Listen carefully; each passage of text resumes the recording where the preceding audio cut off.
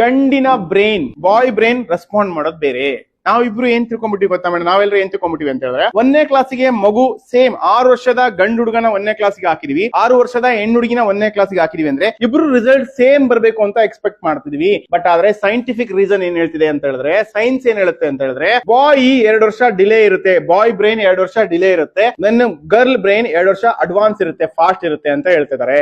In case ನೀವೇ ನೋಡಿ, ಎಲ್ಲಾ ಮಕ್ಕಳಲ್ಲೂ ಕೂಡ ಹೆಣ್ಣು ಬೇಗ ಕಲಿಯಕತ್ತಾವು, ಹೆಣ್ಮಗು ಬೇಗ ನಡೆಯುತ್ತೆ, ಮಾತ್ ಬೇಗ ಕಲಿಯುತ್ತೆ, ಓದೋದ್ನು ಕೂಡ ಬೇಗ ಕಲಿಯುತ್ತೆ, ಗಂಡು ಸ್ವಲ್ಪ ಡಿಲೇ. ಹಂಗಂದ್ರೆ ಇವಾಗ ಏನು, ನಾವು ಇವಾಗ ಇಬ್ರು ಒಂದೇ ಕ್ಲಾಸಿಗೆ ಹಾಕಿದ್ಮೇಲೆ ನಮ್ಮ ಎಕ್ಸ್ಪೆಕ್ಟೇಷನ್ಸ್ ಏನು ಜಾಸ್ತಿ ಆಯ್ತು. ಯಾಕೆ 1ನೇ ಕ್ಲಾಸ್ ಇಬ್ರು ಇದಾರೆ, ಹುಡುಗಿ ಚೆನ್ನಾಗಿ ಓದ್ತಾಳೆ, ಇವ್ನು ಚೆನ್ನಾಗಿ ಓದಲ್ಲ, ಹುಡುಗಿ ಚೆನ್ನಾಗಿ ಓದ್ತಾಳೆ, ಇವ್ನು ಚೆನ್ನಾಗಿ ಓದಲ್ಲ, ರೈಟ್? ಎಕ್ಸ್ಪೆಕ್ಟೇಷನ್ಸ್ ಆಯ್ತು. ಬಟ್ ಆದ್ರೆ ಇನ್ನು ಅರ್ಥ ಮಾಡ್ಕೋಬೇಕಾಗಿರೋದು ಏನಂದ್ರೆ, ಬಾಯ್ ಬ್ರೈನ್ 2 ವರ್ಷ ಮೆಚುರಿಟಿ ಬರೋದು 2 ವರ್ಷ ಲೇಟ್ ಆಗುತ್ತೆ, ಡಿಲೇ ಆಗುತ್ತೆ.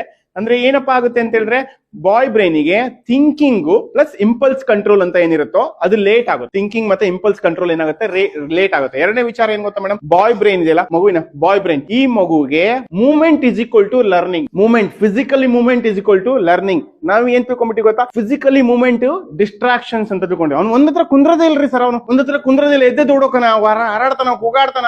ಮೇಡಮ್, ಬಾಯ್ ಬ್ರೈನಿಗೆ movement is equal to learning. ನಮ್ ಕಂಪ್ಲೇಂಟ್ ಏನು, ಮೂವ್ಮೆಂಟ್ ಡಿಸ್ಟ್ರಾಕ್ಷನ್ಸ್. ಇನ್ನು ಮೂರನೇ ವಿಚಾರ ಏನಪ್ಪಾ ಅಂತ ಹೇಳಿದ್ರೆ, ಬಾಯ್ ಬ್ರೈನ್ಗೆ ಫಿಸಿಕಲ್ ಆಕ್ಟಿವಿಟೀಸ್ ಅಂದ್ರೆ ಸ್ಪೋರ್ಟ್ಸ್ ಪ್ಲೇ ನೆಸೆಸರಿ. ಯಾವಾಗೋ ತಿಂಗಳಿಗೆ ಒಂದ್ಸಲ, 6 ದಿನಕ್ಕೆ ಒಂದ್ಸಲ ಅಲ್ಲ ಮೇಡಮ್, ಅದು ದಿನಾ ಸ್ಪೋರ್ಟ್ಸ್ ಆಡ್ಲೇಬೇಕು. ಆಮೇಲೆ ಏನಪ್ಪಾ, ಅವನು ಆಟ ಆಡ್ಲೇಬೇಕು.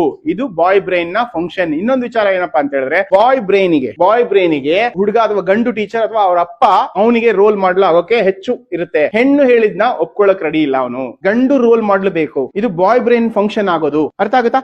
ನೆಕ್ಸ್ಟ್ ವಿಚಾರ ಏನಪ್ಪಾ ಅಂದ್ರೆ, ಬಾಯ್ ಬ್ರೈನಿಗೆ ನಾವು ಗಂಡು ಹುಡುಗನ ಬ್ರೈನ್ಗೆ ನಾವು ಏನಾದ್ರೂ ಶೌಟ್ ಅಂದ್ರೆ ಕೂಗೋದು, ಕಿರ್ಚೋದು ಮಾಡಿದ್ರೆ ನಾವು ಅವನ್ ಬ್ರೈನ್ ಶಟ್ ಡೌನ್ ಆಗುತ್ತೆ, ಸರ್ವೈವಲ್ ಬ್ರೈನ್ ಮಾತ್ರ ಓಪನ್ ಆಗುತ್ತೆ. ಈ ಸರ್ವೈವಲ್ ಬ್ರೈನ್ ಓಪನ್ ಆದಾಗ ಏನ್ ಕೇಳುತ್ತೆ ಗೊತ್ತಾ ಮೇಡಮ್, ಅದು ಡಿಫೆನ್ಸ್ ಮಾಡಕ್ ಸ್ಟಾರ್ಟ್ ಆಗುತ್ತಾನೆ. ಸೊ ಡಿಫರೆನ್ಸ್ ಇರುತ್ತೆ. ಇನ್ನು ಲಾಸ್ಟ್ ವಿಚಾರ ಏನಪ್ಪಾ ಅಂತ ಹೇಳಿದ್ರೆ, ಬಾಯ್ ಬ್ರೈನ್ ಬಂದ್ಬಿಟ್ಟು ಕಂಪ್ಲೀಟ್ ಆಗಿ ಕನೆಕ್ಟ್ ಮಾಡಿದ್ಮೇಲೆ ಕೆಲಸ ಮಾಡುತ್ತೆ. ಕನೆಕ್ಟ್ ಮಾಡಿದ್ರೆ ಮಾತ್ರ ಕೆಲಸ ಮಾಡ್ತಾನೆ. ನೀವು ಕರೆಕ್ಟ್ ಮಾಡಕ್ ಹೋದ್ರೆ ಕೆಲಸ ಮಾಡಲ್ಲ. ಅಂದ್ರೆ ಅವನ್ನ ಕರೆಕ್ಷನ್ ಮಾಡಕ್ ಹೋದ್ರೆ ಅವ್ನ್ ಕೆಲಸ ಮಾಡಲ್ಲ. ಅವನಿಗೆ ಕನೆಕ್ಟ್ ಆಗಿ ಆಮೇಲೆ ನೀವು ಕರೆಕ್ಷನ್ ಮಾಡಿದ್ರೆ ಅವ್ನ್ ಕೆಲಸ ಮಾಡ್ತಾನೆ. So there is a difference between boy brain and girl brain. ನಾವ್ ಇಬ್ರು ಕೂಡ ಒಂದೇ ತಕಡಿಲಿ ಹಾಕ್ಬಿಟ್ಟು ಹುಡುಗಿ ಡೆವಲಪ್ ಆಗಿದ್ದಾಳೆ, ಹುಡುಗ ಡೆವಲಪ್ ಆಗಲ್ಲ ಅಂತ ನೋಡೋದು ತಪ್ಪು. ಅವ್ನ್ ಬೇರೆ ತರ, ಅವ್ನ್ ಕಲಿಕೆಯ ಮೆಥಡೇ ಬೇರೆ ತರ, ನಮ್ಮ ಹುಡುಗಿಯ ಕಲಿಕೆಯ ಮೆಥಡೇ ಬೇರೆ ತರ.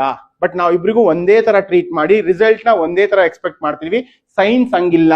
ಏನ್ ಹೇಳ್ತಿದೆ ಸೈನ್ಸ್, ಹುಡುಗಿರು 8 ವರ್ಷಕ್ಕೆ ಮೆಚುರಿಟಿ ಆಗ್ತದೆ, ಪ್ಯೂಬರ್ಟಿ ಲೆವೆಲ್ ಬರ್ತಿದೆ. ಪ್ಯೂಬರ್ಟಿ ಲೆವೆಲ್ ಹುಡುಗರಿಗೆ 9 ರಿಂದ 10 ವರ್ಷಕ್ಕೆ ಬರ್ತಿದೆ ಅಂತ. ಅಂದ್ರೆ ಏನಿದೆ, ಡಿಲೇ ಇದೆ, ಹುಡುಗ ಡಿಲೇ ಕಲಿತಾನೆ.